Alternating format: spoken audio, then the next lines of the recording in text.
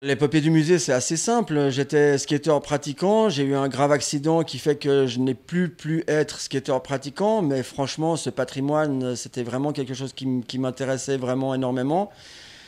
J'avais envie de pouvoir continuer dans le milieu du skate, mais sans passer 4 heures par jour sur ma planche, parce que physiquement, je n'avais plus le droit. Donc, l'idée de conserver ce patrimoine et de le partager, il est né très vite en 1995. C'est une époque qui est pas si loin, mais qu'en même temps, il y a des années-lumière, parce que c'est une période sans Internet, sans les réseaux sociaux, sans rien. Donc, c'est là où le pari a été le plus difficile, c'était de commencer cette aventure à l'époque où on communiquait à l'aide d'un fax et non avec son smartphone et son réseau d'amis. Donc voilà, ça a été un pari compliqué. On est passé par des hauts et des bas, tout comme le skate. Le musée a été plusieurs fois déplacé. Voilà.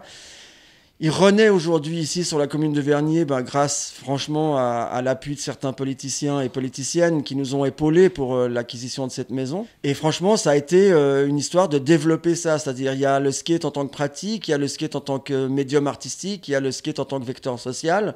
Nous, on va réunir tout ça au musée. On va prendre les pratiquants, qui soient des pratiquants journaliers, des pratiquants quotidiens, des pratiquants de haut niveau, des débutants ou des curieux. On va les loger tous à la même enseigne et puis on va les accueillir ici pour leur parler du skate, de ce que ça représente. Il faut quand même comprendre que dans 2 ans, le skate il est à Tokyo, aux Jeux Olympiques, et qu'on va devoir le considérer demain au même titre que le foot, le basket, le golf et le tennis comme un sport à part entière. Ça n'implique pas que tous les participants doivent envisager les Jeux Olympiques. On peut garder le skate comme vraiment culturel ou récréatif, mais ça veut dire qu'on doit se bouger pour ceux qui auront envie d'avoir une pratique sportive en vue, pourquoi pas, d'une qualification pour les Jeux Olympiques. Donc on est là aussi pour les accompagner. On est là pour accompagner les curieux, les non-curieux, les écoles, tout ça. Voilà, on a ce mode de travail qui est de pouvoir accompagner n'importe quelle personne qui s'intéresse, que ce soit le côté artistique ou le côté sportif.